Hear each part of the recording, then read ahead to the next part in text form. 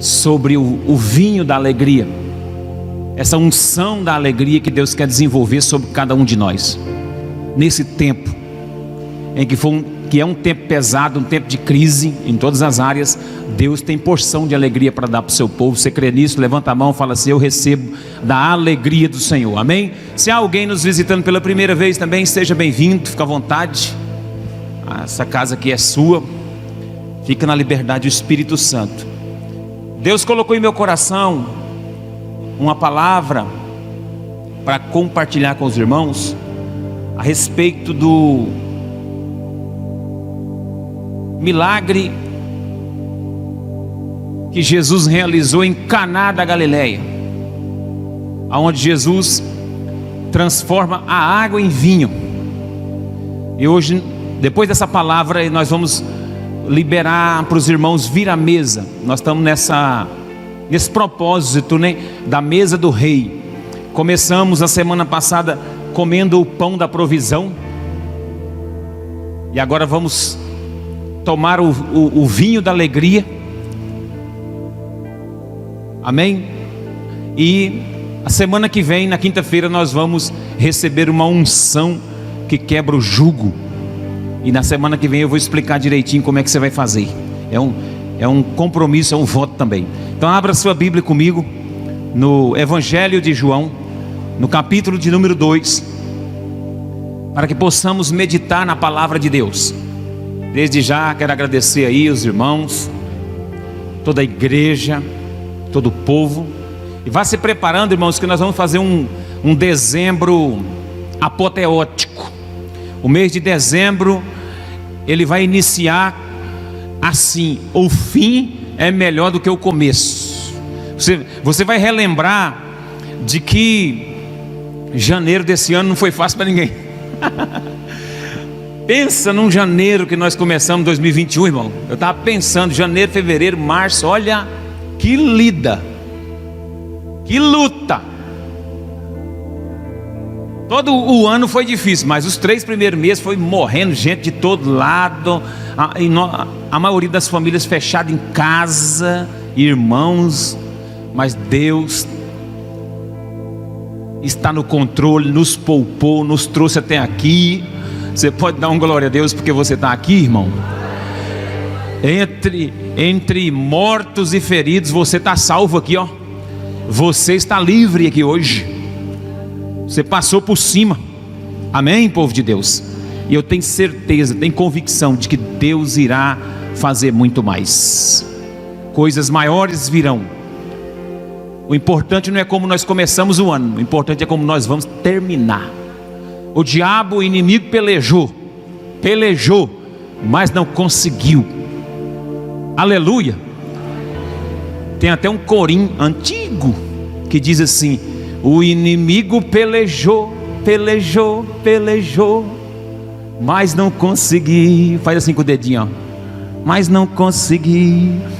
Ele tentou me derrubar, eu clamei por Jeová e foi ele que caiu. Eu vou ensinar vocês agora. Esse aqui foi só para aprender. O inimigo pelejou. Não, você tem que fazer com o dedinho assim, irmãos. Tem que ter fé. Mas não conseguiu. Assim, ó, vamos de novo. O inimigo pelejou. Ele pelejou assim, ó. Ele tentou te pegar com as garras dele assim, toda hora querendo te pegar, querendo me pegar. Vai pegar não, vai derrubar não. Fala igual aquela velhinha do áudio: ele não vai não. Não tem um áudio aí, um meme? O inimigo vai te pegar. Fala: ele não vai não. Não vai não, irmão. O inimigo pelejou.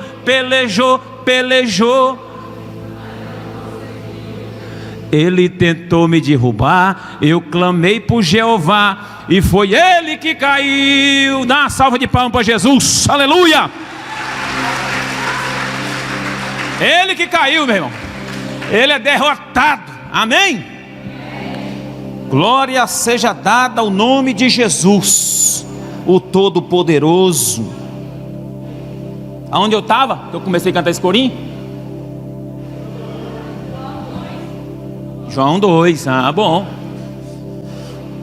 Vocês estão atentos, né? Ei, glória, vamos para cima. Vamos para a palavra. Eu estou com outra tradução aqui. Eu não sei se tem no telão, mas eu queria ler na RA mesmo. Diz assim o texto, acompanha comigo na sua Bíblia. 3 dias depois, houve um casamento em Caná da Galileia, e estava ali a mãe de Jesus. E foi também convidado Jesus com os seus discípulos para o casamento.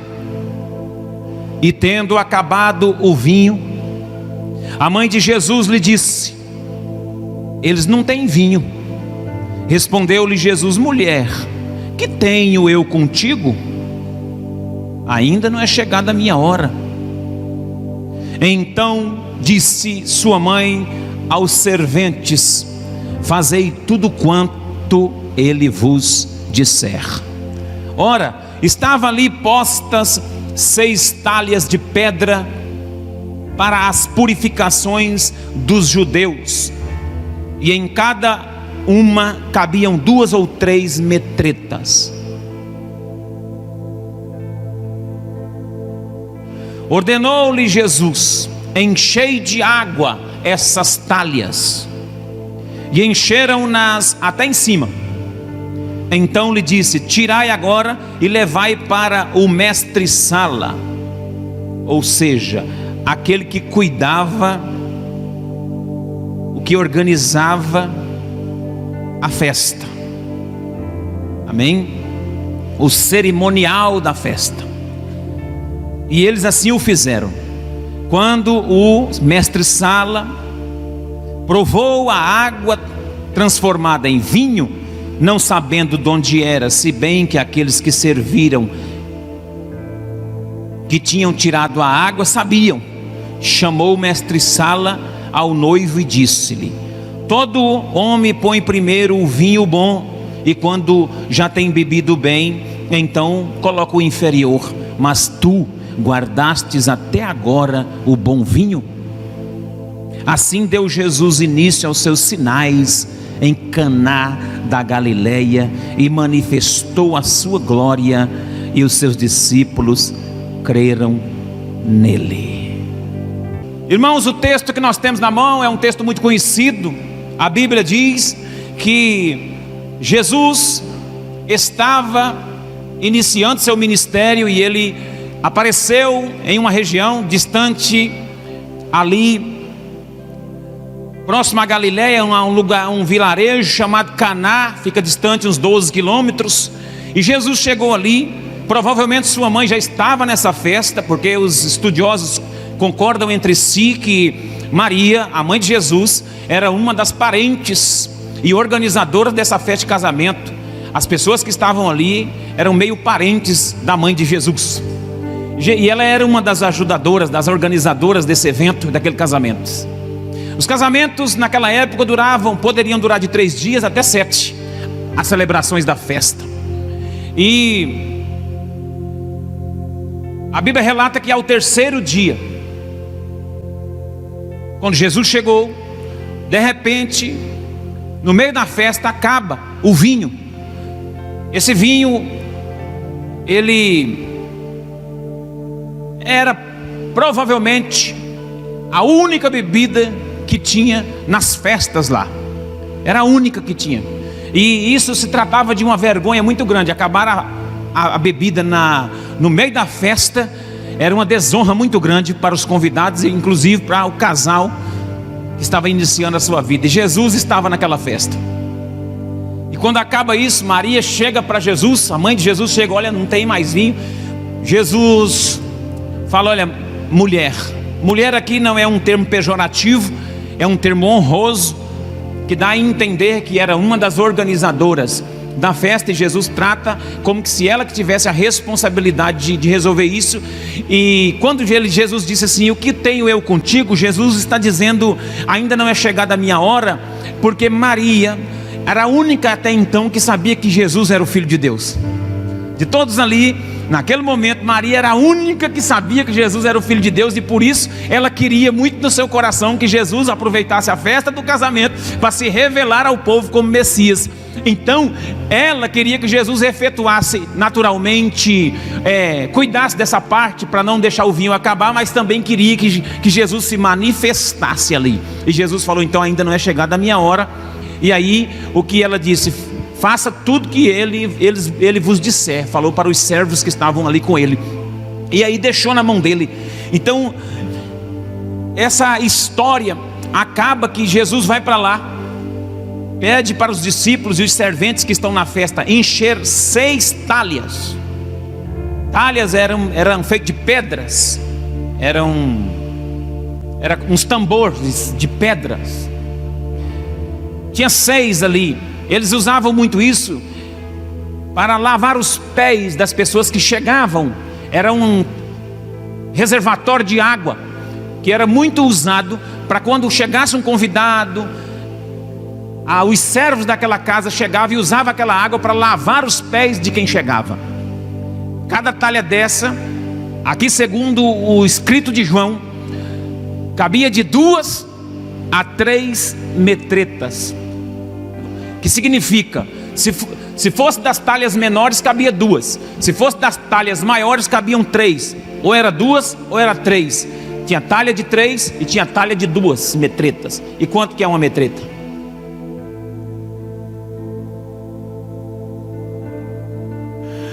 Quanto que é uma metreta?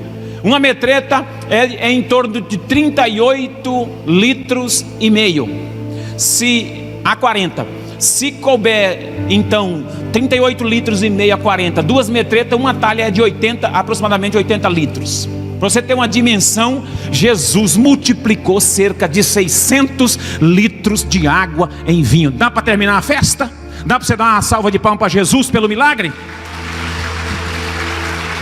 Se nós formos fazer uma festinha hoje aqui, e alguém chegar aqui e falar: eu vou dar 600 litros, vamos colocar de suco, de refrigerante para vocês aqui, tá bom para começar?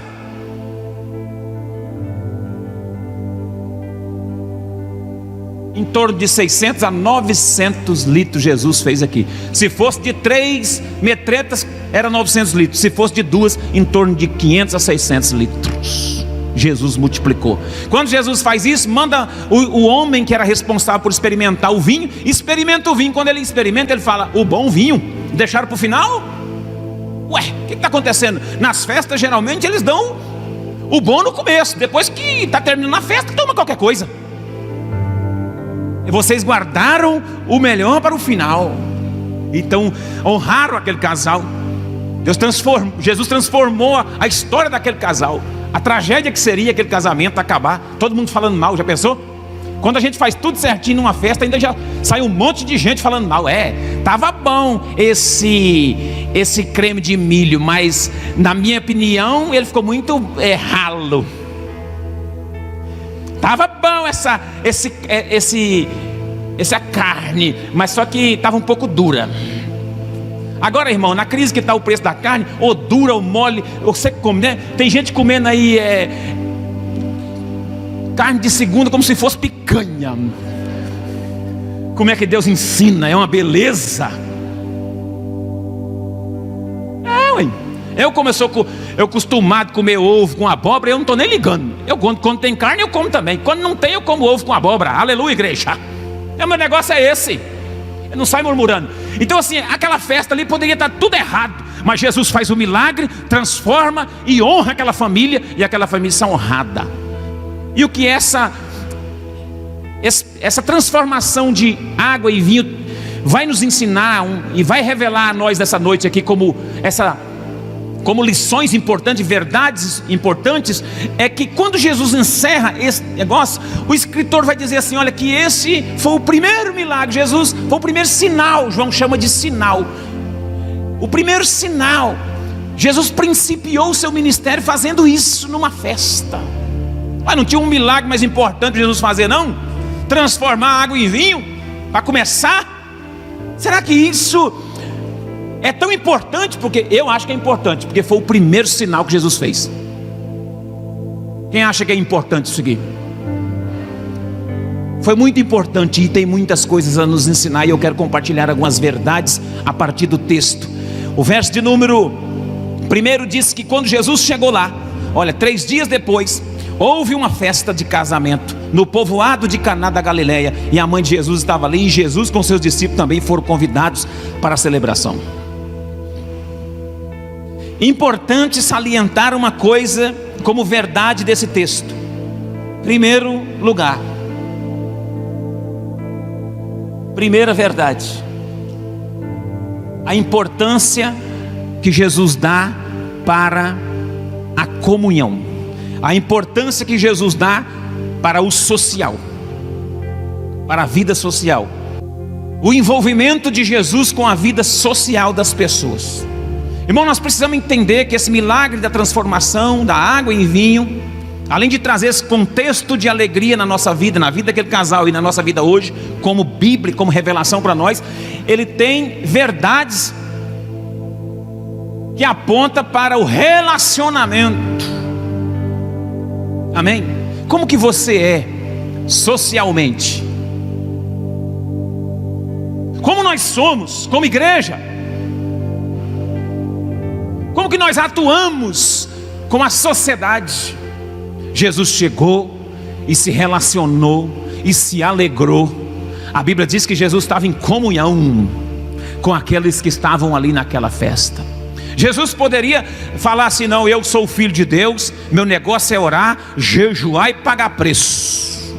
Porque tem o tal do religioso que acha que ora mais do que todo mundo e que não pode nem ficar sentado numa festinha com os irmãos. Você já notou? Tem gente tão espiritualizado, não é espiritual não, é espiritualizado. Ele chega numa festinha, tá todo mundo na comunhão brincando, tem um mexendo no celular e ele fica lá sentado, parecendo um jaburu, olhando a vida dos outros, bem assim, ó, medindo os outros de alto a baixo, com coisa que ele é mais crente que todo mundo, com coisa que ele é mais profeta do que todo mundo, com coisa que ele é mais santo do que todo mundo, com coisa que ele tem uma áurea, é especial, que ele tem uma, aqui, como chama aquele negócio que vai na cabeça daqueles anjinhos assim? Ele tem uma luz, uma auréola, ele tem isso aí. Aquela pessoa acha que é santo demais, não, isso é espiritualizado, isso é bobo, que não gosta de se relacionar, não pode brincar, não pode dar uma risada, não pode sorrir perto dele. Isso é religiosidade. O meu Jesus é alegre, sorri, vai na festa de casamento, e para começar o ministério dele, ele foi na festa. O nosso Jesus gosta de celebração. Ele é sociável. Irmão, seja amável, seja sociável. Irmão, para de ser ranzinza, para de frangir a testa. Ninguém tem nada a ver com a sua luta não. Se você está enfrentando luta, esquece, vai orar e esquece essa luta e deixa na mão de Deus, e sai com um sorriso no rosto. Você que é dono de comércio, você fica atendendo os outros parecendo um jaburu. Quem é que vai comprar de você? Quem é que vai atrás de você? Quem é que vai te ajudar? Você atende o telefone, rapaz, seja sociável. Bicudo toda hora, ninguém aguenta essa chatice não, ninguém aguenta isso não. Você precisa de uma renovação, você precisa de uma alegria, de uma transformação. Todos nós passamos por pelejas e luta, mas ninguém tem nada a ver com a nossa peleja não. Irmão, não toca em mim não, que eu cheguei azedo nessa igreja hoje. Eu cheguei com a gota serena nesse lugar. Tem que sair com essa gota serena, tem que sair com esse espírito de porco, tem que sair com esse espírito de ranzinzice, tem que sair, não pode ficar. Você tem que ficar com o espírito da alegria, da transformação, da mudança. Levanta a mão para receber uma unção de alegria, de sociabilidade. Você é sociável, meu irmão. Você é um crente bom, você é um crente que as pessoas têm que gostar de ficar junto.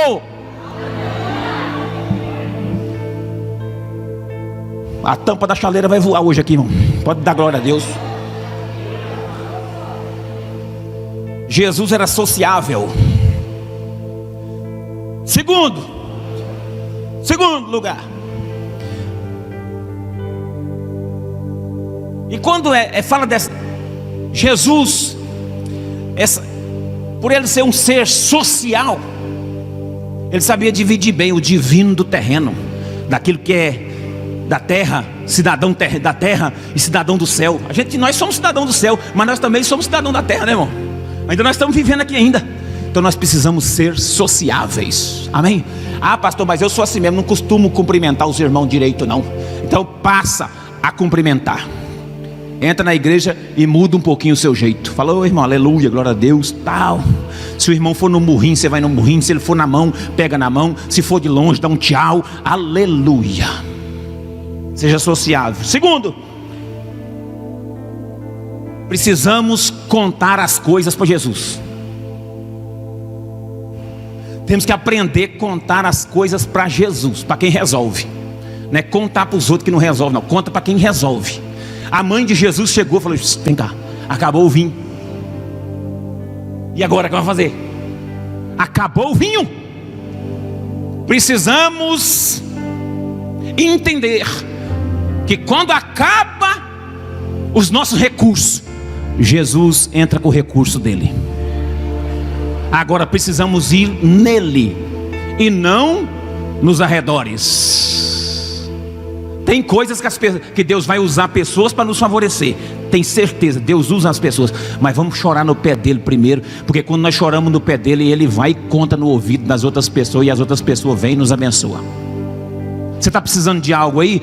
Chora nos pés do Senhor. Aí ele vai ouvir o seu clamor. E aí ele vai falar no ouvido de outra pessoa. E essa pessoa vai vir te abençoar.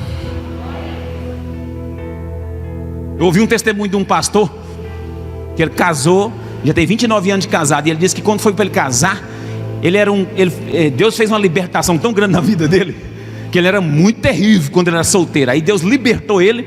E ele falou, agora, já que eu fui muito terrível, eu só vou, a minha noiva o Senhor tem que me dar no altar. E eu vou beijar no altar, e vou abraçar no altar. E ele fez um compromisso de santificação a partir da libertação dele.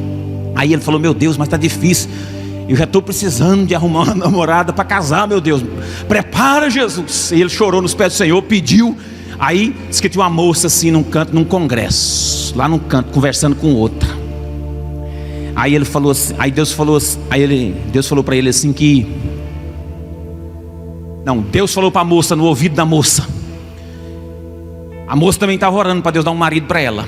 E ela falou assim, mas nesse congresso aqui, se Deus tiver alguém para minha vida aqui, esse vai ser um varão, ele vai chegar em mim e vai falar que está interessado em mim e vai pedir um abraço. Aí ela falou isso. Aí o Espírito Santo contou no ouvido do pastor. E o pastor estava pregando, ele era um dos pregadores do dia. Aí o Espírito Santo falou para ele, a moça, a sua preparada já está aqui nesse congresso, e ela está esperando um abraço seu. Você chega para ela, fala que ela pediu um abraço, e você dá um abraço nela. Ela é sua noiva. Ele tem 29 anos de casado, 2 filhos com essa mulher hoje. Aí quando ele desceu do altar, ele falou, como é que eu vou fazer? Aí ele ficou num canto, falou, vou ficar num canto, e essa moça passar aqui, eu vou falar com ela. Ele estreitou o lugar assim, chegou, a moça passou, falou, ei irmã, vem cá, eis que eu te digo, tu pedistes algo para Deus.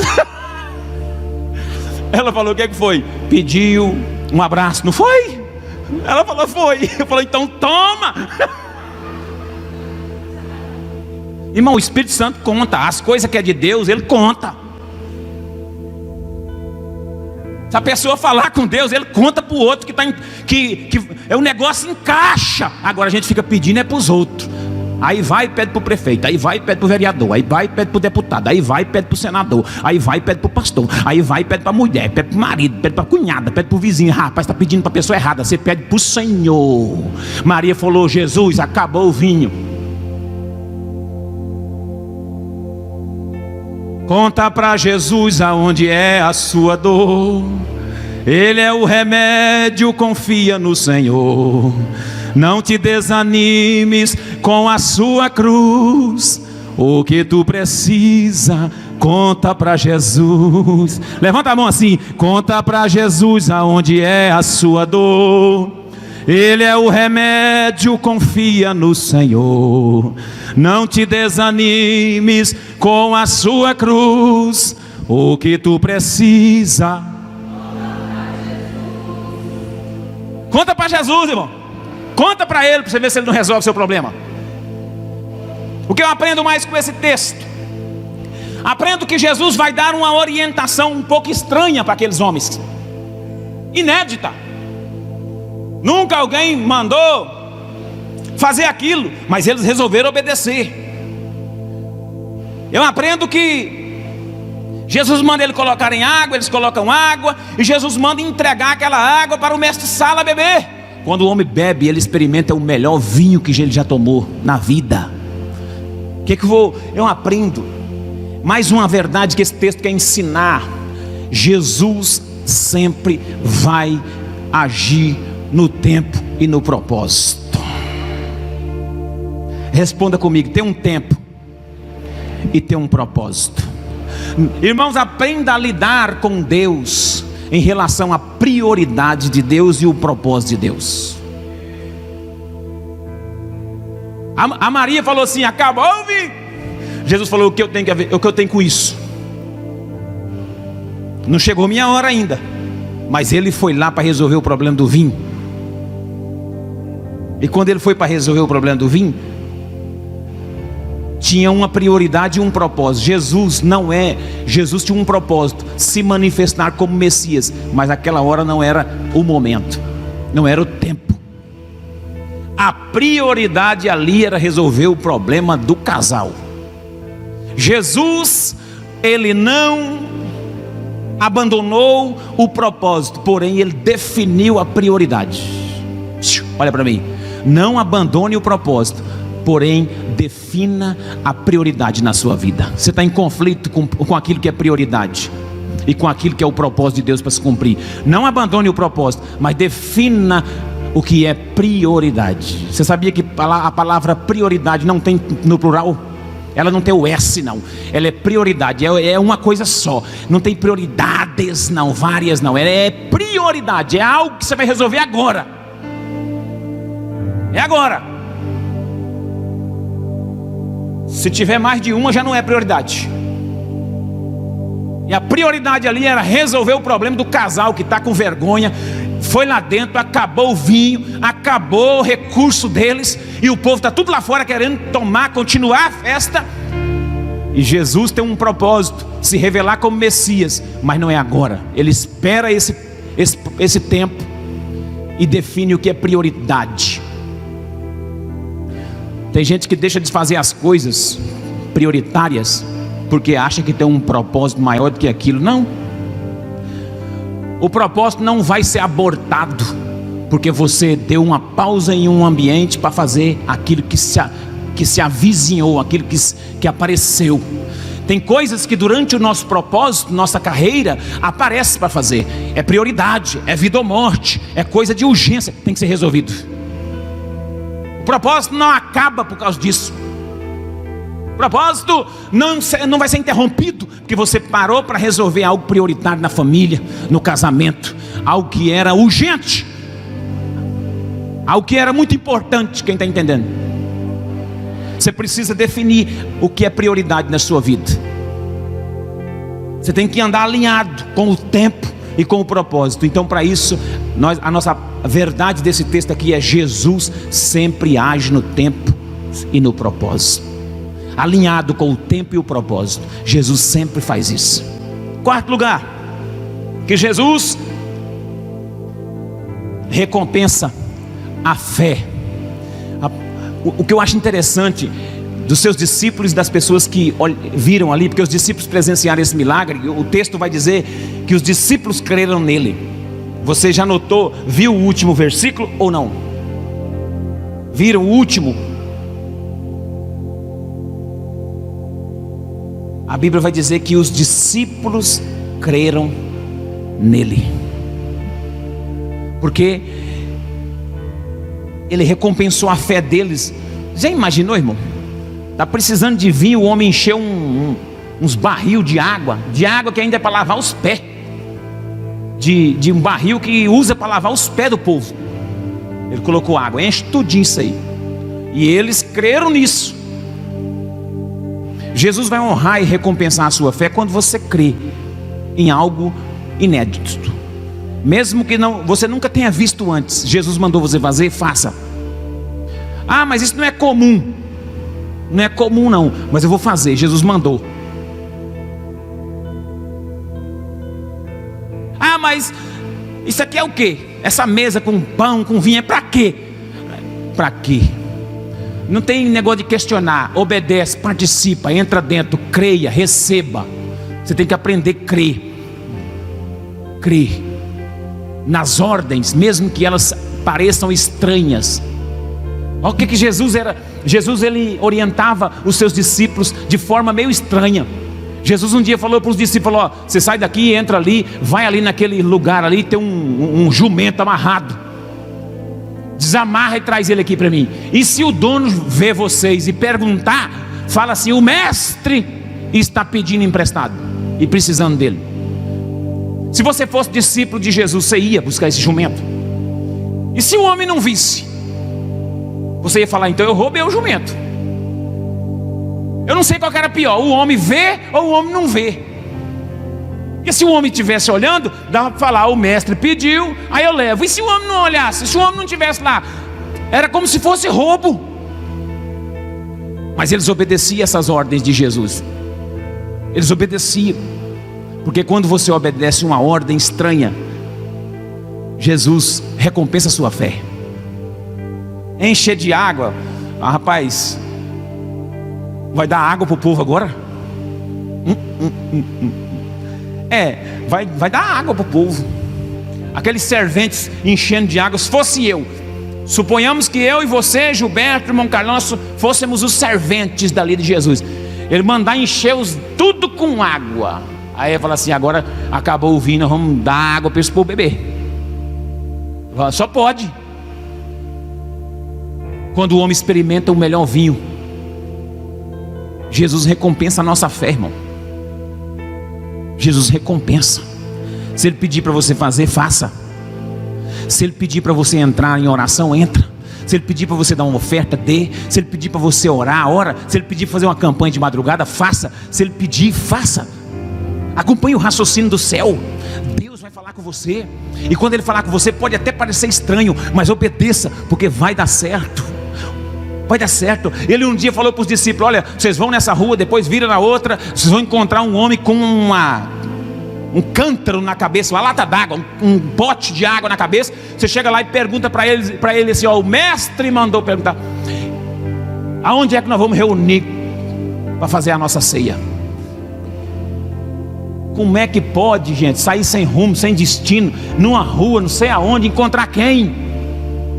Eles saíram, foram do jeito que ele falou. Chegou lá, encontrou o homem com a lata na cabeça e pediu, e o homem cedeu o lugar, o cenáculo, e eles fizeram a ceia e a Páscoa. Jesus era assim. Jesus falou para Pedro. Pedro falou: Pedro, chegou lá um dia, passou na coletoria do imposto, falou: seu mestre não paga imposto, nem você não. Ele chegou e contou para Jesus. Jesus falou assim: vai lá no mar, pega um peixe, dentro do peixe vai ter uma moeda. A moeda vai ser o valor para pagar a minha e a sua. Você ia? Sabe qual é o nosso problema? É que Deus manda a gente fazer as coisas, a gente não faz. Sabe por que dava certo com os discípulos? Porque os discípulos faziam, obedeciam às ordens de Jesus.